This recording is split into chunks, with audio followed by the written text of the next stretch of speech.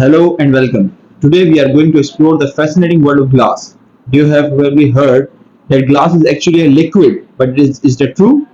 If so, how can something solid be a liquid at the same time? In this video, we will answer these questions and explain why glass is actually a liquid that flows very slowly.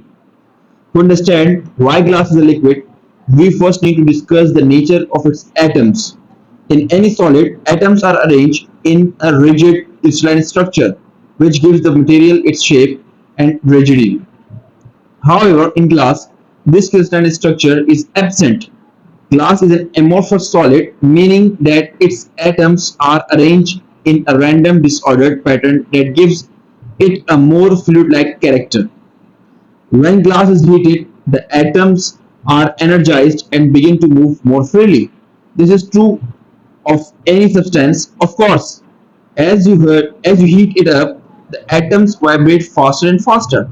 Eventually, the temperature will reach a critical point where the atoms are moving around so much that they slip past each other and the solid melts into a liquid. For glass, this critical temperature is around 1200 degrees Celsius. The fascinating thing about glass, however, is that it doesn't have a true melting point. Instead, it gradually softens and flows over time, regardless of the temperature. This is because even at room temperature, the atoms in glass are slightly arranging themselves. It's a very slow process, but over time, this movement means that the glass is slowly becoming more and more like a liquid. This subtle, ongoing flowing process in what makes glass a liquid. Even though it appears to be solid, put simply, glass is a frozen liquid that's still changing, albeit very slowly. This process is known as creep, and it's what makes old window panes thicker at the bottom than at the top.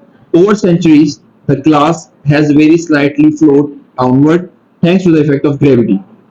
So, what doesn't glass appear to be liquid at room temperature? The answer is simple, because its extremely high viscosity means that the flowing process is so slow that it's almost unnoticeable.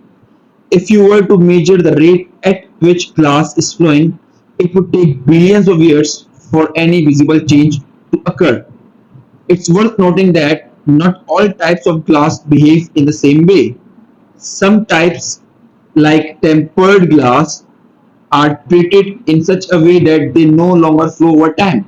However, for most everyday glass products, including mirrors, light bulbs, and window panes, the creep process continues, albeit at the almost imperceptible rate.